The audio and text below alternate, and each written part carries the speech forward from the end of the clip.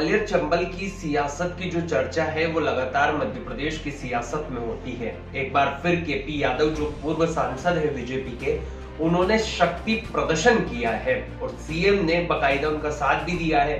CM एक कार्यक्रम में शिरकत करने के लिए अशोकनगर पहुंचे थे, जहां केपी यादव ने अपना शक्ति प्रदर्शन किया, लेकिन इस कार्यक्रम की जो चर्चा है वो पूरे मध्य प्रदेश की सियासत में हो रही है।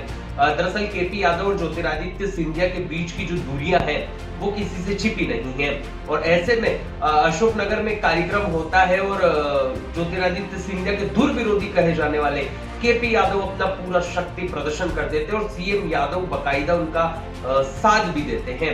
दरअसल भारतीय जनता पार्टी में गुटबाजी के जो सवाल है वो फिर से खड़े होने लगे हैं। एक बार फिर केपी यादव ने केंद्रीय मंत्री ज्योतिरादित्य सिंधिया के बीच में जो दूरियां हैं उसका उदाहरण पेश किया है। केपी यादव और ज्योतिरादित्य सिंधिया के क्षेत्र में अकेले सीएम मोहन यादव को बुलाकर केपी यादव ने अपना शक्ति प्रदर्शन किया है। वहीं पिछले दिनों ज्योतिरादित्य सिंधिया भी अशोकनगर के दौरे पर थे, लेकिन केपी यादव उनके साथ कहीं भी नजर नहीं आए।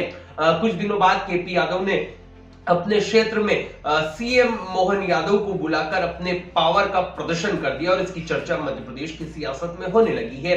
केपी यादव उस समय चर्चा में आए थे जब साल 2019 में भाजपा के टिकट पर कांग्रेस के उम्मीदवार ज्योतिरादित्य सिंधिया को उन्होंने हरा दिया था। हाल ही में ज्योतिरादित्य सिंधिया भाजपा में आने के बाद लगातार केपी यादव के हाशिए की जो खबरें हैं वो सियासत में चर्चा का विषय बनती है।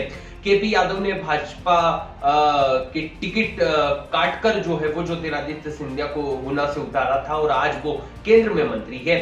वहीं अब केपी यादव और ज्योतिरादित्य सिंधिया की जो नजदीकियां हैं वो कहीं पर भी नजर नहीं आती दिखाई दे रही है, जो अब चर्चा का विषय भी बनी हुई है।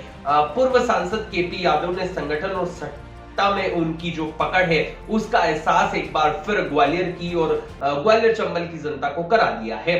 मध्य प्रदेश संगठन में हाल ही दिनों में इसका रंग भी देखने को मिला जब केंद्रीय नेतृत्व ने सरकार और संगठन के बीच समन्वय की रणनीति बनाई और एक टीम ने जो है वो सीएम हाउस पर बैठक बुलाई। तो इसमें कहीं ना कहीं ग्वालियर चंबल का एक भी नेता जो है वो नजर नहीं आया। खुद ज्योतिरादित्य सिंधिया भी इससे दूर दिखाई दिए।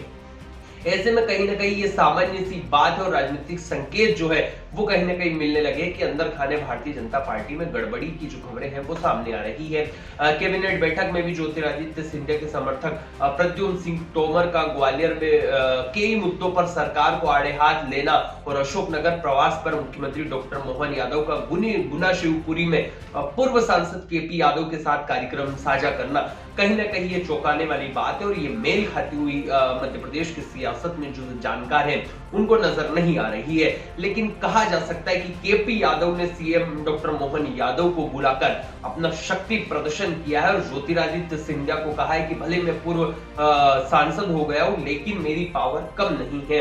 अब ऐसे में देखना होगा कि ज्योतिरादित्य सिंधिया और केपी यादव के बीच में बढ़ती ये दूरियां मध्य प्रदेश की सियासत में भाजपा पर सवाल खड़े करने को कांग्रेस को मजबूर करती है या फिर आने वाले दिनों में कहीं ना कहीं नया रंग जो है वो मध्य प्रदेश की सियासत में हमको देखने को मिलता है। लेकिन तब तक के लिए आप देखते रहिए द डेली न्यूज।